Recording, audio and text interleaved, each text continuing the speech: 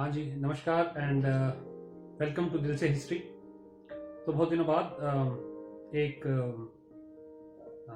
नया टॉपिक लेके आपके सामने प्रस्तुत हुआ हूँ। जानते ही आप मुझे, मैं पुनीत और आपकी सेवा में।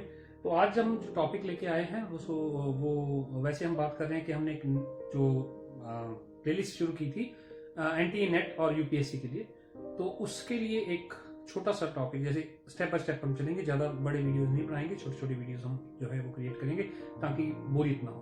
तो without wasting any time I should start with, देखिए जैसे आप बोर्ड देख रहे हैं, this history NTA net history, और एक कोटेशन जो संस्कृत में है आपको नजर आ रही होगी। तो आज हमारा जो पहला जिसकी बात करेंगे वो है कंसेप्ट, हमारा जो क्लियर करेंगे वो है भारतवर्ष। तो भारतवर्ष क्या है, तो उस थ्योरी को समझने के लिए पहले इस कोटेशन को समझेंगे। देखिए इसमें लिखा है, उत्तरम यत समुद्रस्य हिमाद्रिश्च व दक्षिणम वर्षम तद भारतम नामा भारती यत्र संतति। तो इसका मतलब अगर आप नीचे देखें तो मैंने इसका अर्थ भी लिखा हुआ है, you can see on the board.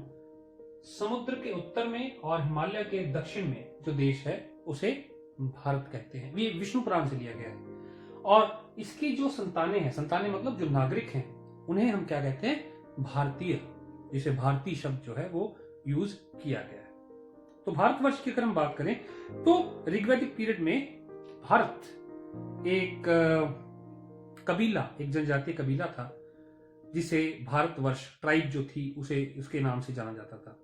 तो इनका राजा था सुदास। वैसे तो हम ये भी कहते हैं कि भारत नाम जो है वो भरत से पड़ा, राजा भरत जो दुष्यंत और शकुंतला के सुपुत्र थे, उनके नाम से भरत से, राजा भरत से भारत जो पड़ा।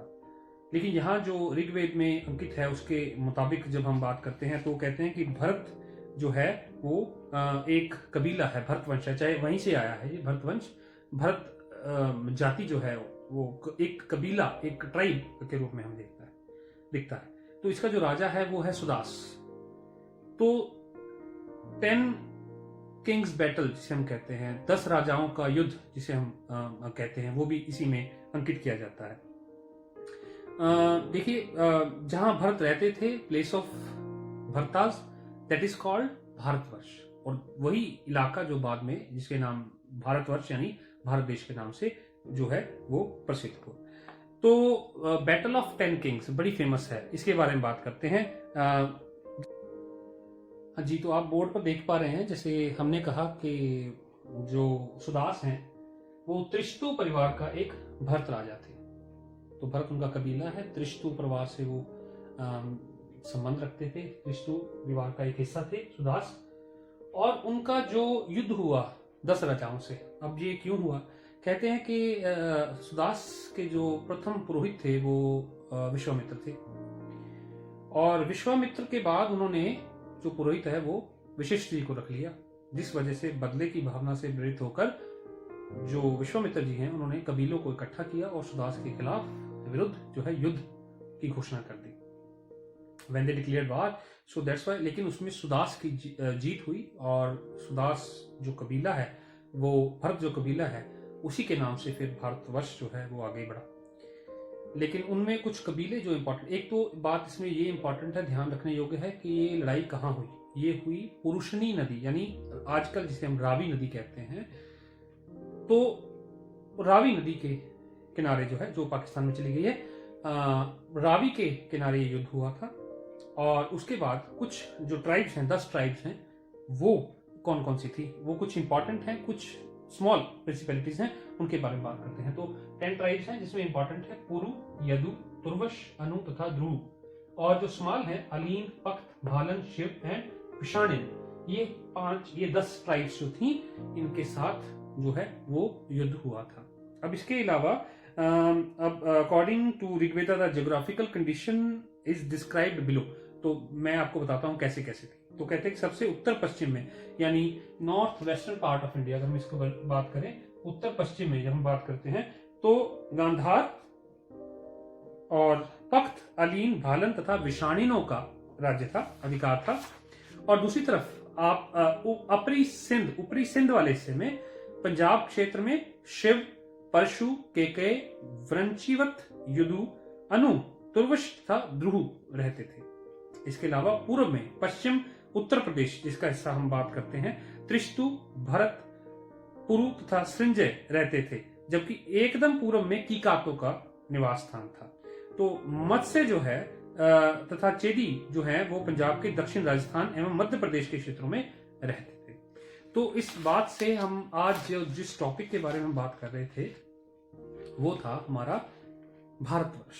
तो भारतवर्ष जिसे हम कहते हैं, जैसे एक नाम आता है इंडिया, जो आप बात करें तो रिवर इंडस से इंडिया शब्द यूज किया गया।